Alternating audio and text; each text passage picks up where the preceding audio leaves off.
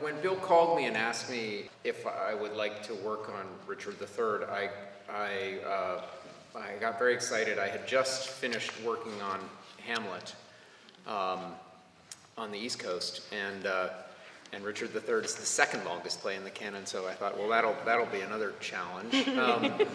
But the thing that really interested me about coming to work on the play is that I think we think of it as a play that's dominated by this one character. And so I was especially interested in that character, and I was also interested in what I would learn about the play when I investigated all the other characters. And surprisingly, Richard isn't so different from them. He's certainly physically different from them, but in his aspirations, he's not different from them much at all. Pretty much everybody wants the crown or some piece of the goods that come to you from the crown in the play. And so it was exciting to me to sort of begin to investigate that world and see what it might be. And it's clearly one of the great early plays of Shakespeare, and it really is an early play because you see him working on things that come to that sort of arrive at a different place by say the time that he writes Hamlet several years later.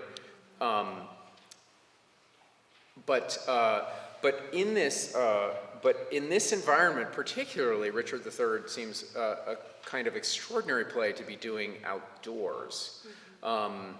And one of the questions that I put to Richard Hay was, how do we bring a play that's sort of a brooding malevolence to life in that outdoor theater where it's such a joy to see a play, right? And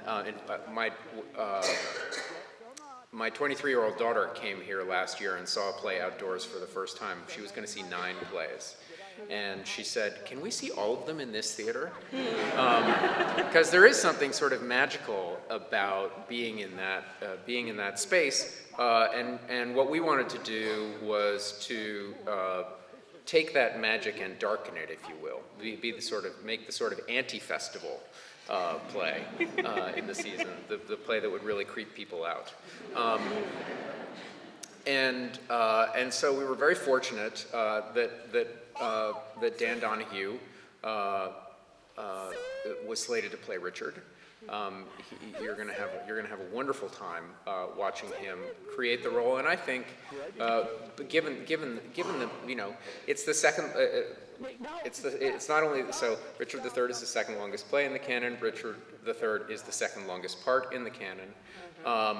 It's a mammoth undertaking for a very gifted actor, and I think one of the things that you, particularly as volunteers, will enjoy over the course of the season is seeing how a character like that, how a really fine actor investigates a role like that, and how the role will change for him and for the audience as the season goes on. I think that's going to be one of the real delights of being an insider in the organization.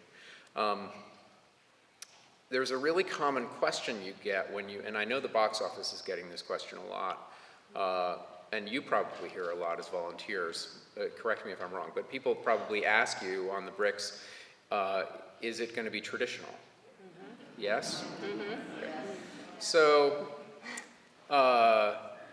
I'm always intrigued by that question because very few people actually know what the traditions are of the Elizabethan theater.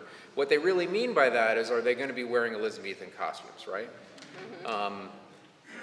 So if the person means that, the answer is no. But they are going to be actually wearing costumes of the clothing of the period, if you will, in which the play was set. So it's clothing that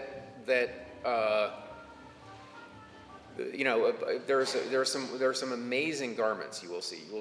You will see the capes worn by the king and queen are actually based on their coronation portrait.